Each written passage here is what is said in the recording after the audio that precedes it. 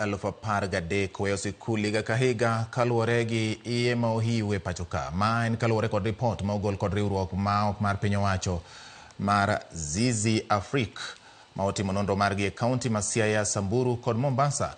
Nonro ne oyango ni thoth nyithindo ok dogi e sikunde bang' nyuol kaluwore gi weche mopogore opogore. Kama duong' to en tich matek mar jopuonj madongo e sikunde manitie. Bende thoth gi kia ratiro magi mar yudo somo bang' nyuol ka nyithindo mag nyuol bende oyangore ni ok yud rit makare. One of the key things that is emerging is there are some schools that are unwelcome, and because of several reasons. One, girls fearing that they will be shamed. The second thing will be they will be viewed as role models in the community, but also at the school environment.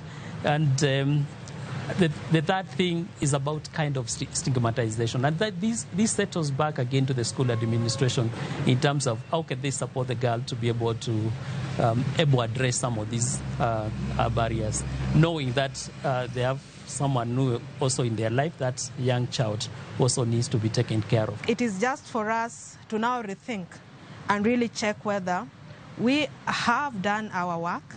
Have we done our homework in terms of supporting these girls? And also it is about time to now rethink the root causes of teenage pregnancy.